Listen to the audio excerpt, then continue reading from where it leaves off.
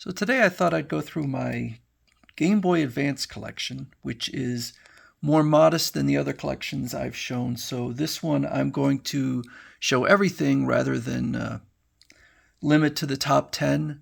In this case, for the Game Boy Advance, you've got some really expensive games up here. For the new price, we've got Ultimate Beach Soccer #1 at $2,243.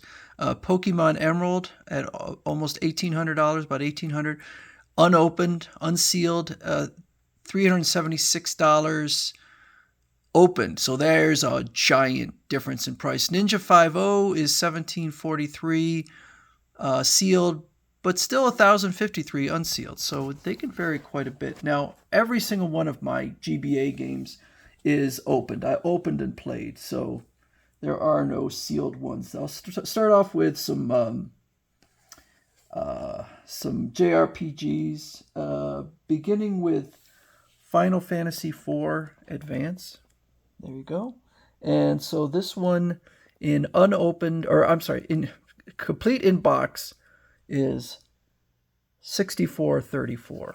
And I'm willing to bet that a lot of mine I could get more than that for, because not only is it complete in box, but that box is in great shape.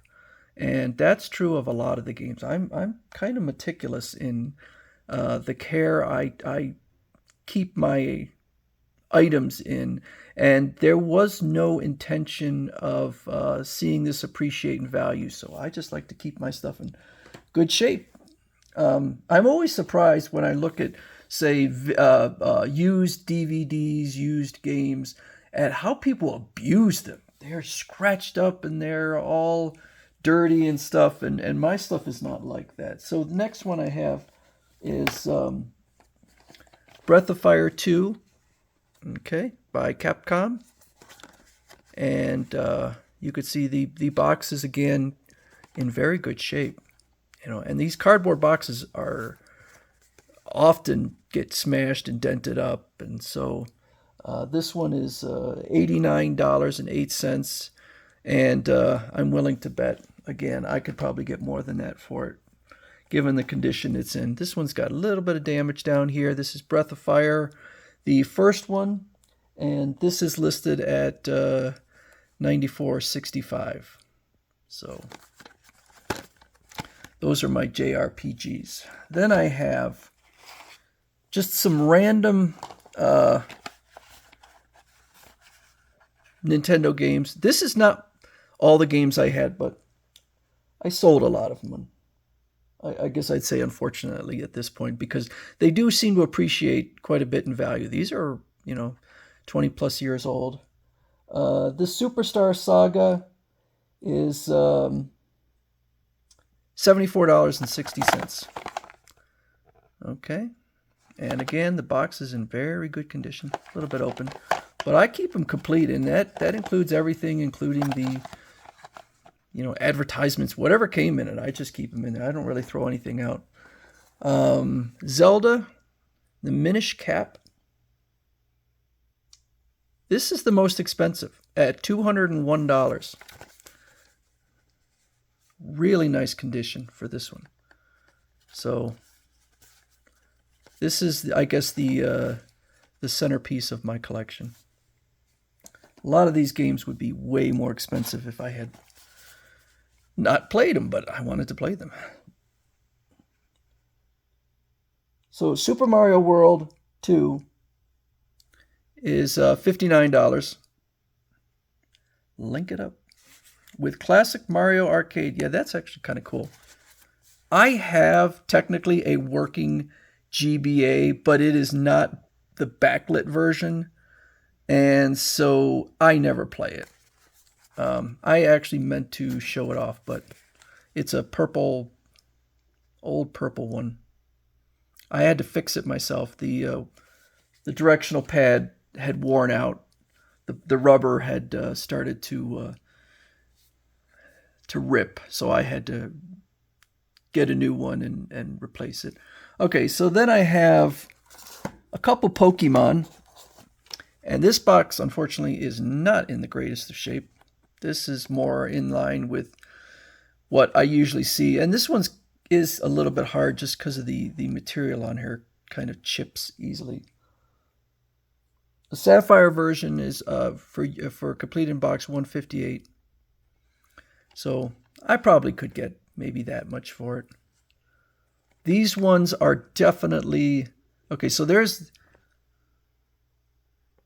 Pokemon Sapphire. So that one actually shows complete in box 234. Maybe I was wrong. So Pokemon Sapphire and $934 if I had not opened it. All right, that appears to be the one. So I take it back. This is apparently $234. So I'm not sure where I got that price from. There might be more than one type of sapphire. But you could see that if I go in here for new, you could go back to, or I know mine's complete in box. You go back to say little after 2021. Okay, you know what? It looks like it spiked and then dropped and it's going back up. So I don't know. And we have the only Game Boy game that I own or have ever owned. And the Game Boy games will work in the Game Boy Advance. So I never owned a Game Boy. I just thought they looked not very good. This one, and the box is pretty good. It is not smashed at all. It's not dented. That's actually pretty good. So this one, $241.65. So that one's kind of nice. Then I have a couple, one of my favorite series of all time for handhelds, Advance Wars. This one is $105. Box is looking good. And I've owned every Advance Wars, including the ones on the DS, and maybe did it get up to the 3DS? I don't know. They did release this game recently on the Switch, which is, I think, Advance Wars 1 and 2. I saw no reason to get it. I think of this as a handheld game. And on a big TV, I know the graphics were upgraded, but I don't know. I did not feel like paying, I don't know, $60, $50, $60 to play a game I've already played. Anyway, and plus I've recently played the DS and 3DS versions, and so my 3DS is still operational and still fun. Advance Wars 2, Black Hole Rising. This one's $53, so one of the cheaper ones. This one is a little bit dented there, unfortunately.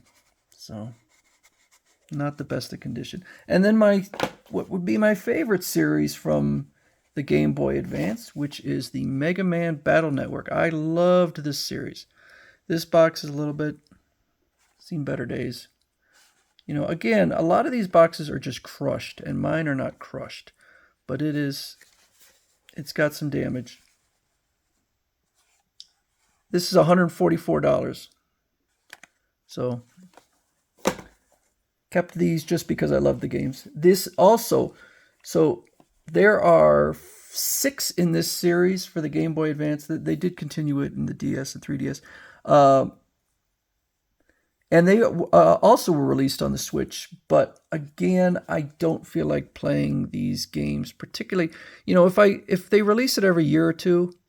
I think they were maybe releasing this every year. Yeah, it's fun. I enjoy going out there and playing it. But do I want to play these 20-year-old games or however old these games are one after another? Because they're very, very similar, except some slight tweaks. I don't know.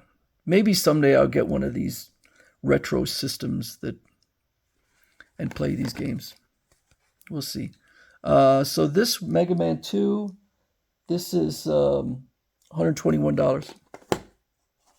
Then we have the Mega Man. So and actually the Switch version has 10 games, even though there were 6, because the second, third, third, fourth, and fifth game, there were 2 versions of each. And for pure bad luck, in 3 out of the 4 cases, I bought the one that is now the cheaper of the two. So I don't know if they were produced in different amounts or people just had more interest in one over the other, but I got the cheaper ones. They were the same price at the time. So this one's $89. Blue Moon, which is Mega Man 4. This one is $57. Little scuffing, a little bit of damage. This one's one of my most damaged. So it's kind of, yeah, it's got some damage on it. This is Mega Man 5. And I'm not sure how much this one's going for. Okay, $105 for this one. I think the series was losing steam and less people were buying it, and so that might be why these later ones are worth less. And unfortunately, I did not keep it in the best of shape. This one is also a bit damaged. This is number 6. Number 6 is $185. So these last two are actually the most expensive in the series. And unfortunately, yes, the box has damage to it. But anyway, that is my GBA collection. It is not extensive. I used to have a lot more, but I sold them. But these are the ones I kept. So there they are.